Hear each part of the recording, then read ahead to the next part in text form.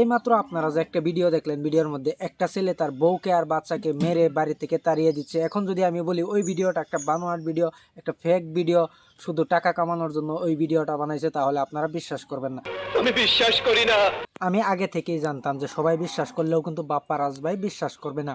ওই জন্য ওনার জন্য প্রমাণ নিয়ে আইছে। আগে এই যে পুরানো যে ভিডিওগুলি আছে ওইগুলো দেখেন, তারপরে আমি আপনাদেরকে দেখাইতেছি।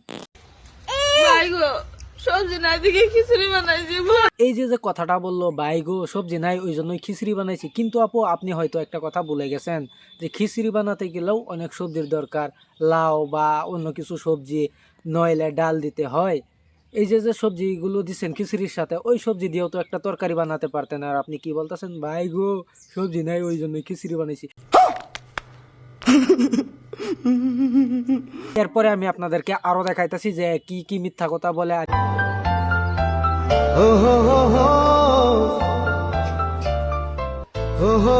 একটু আগে এই আপুটা কি বলছিল যে ভাই গো সবজি নাই ওই জন্যই খিচুড়ি বানাইছি। আর এখন আপনারা এই ঘরটা যে দেখছেন, যে ঘরের মধ্যে ভিডিওটা বানাইছে, ঘরের কন্ডিশনটা আগে দেখেন, তারপরে আপনি বলেন এর ঘরে সবজি আছে কি নাই।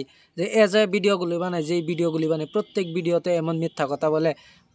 কখনো দেখবেন যে বাচ্চাকে নিয়ে রাস্তায় পড়ে গেছে, তারপরে বলবে আমি খাইতে পারি না, আমার বাচ্চার এই অসুখ, ওইটা এটা, একদম এমন ফালতু ফালতু ভিডিও বানায়। মানে পাবলিককে এইভাবে রিকোয়েস্ট করে যাতে ওরা যাতে ভিডিওটা শেয়ার করতে বাধ্য হয়। ঠিক বলেছো। পাবলিককে এইভাবেই বোকা বানানোর নতুন পদ্ধতি বার করছে এই দিদিটা। এই দিদির যতগুলি ভিডিও আছে প্রত্যেক ভিডিওই এমন।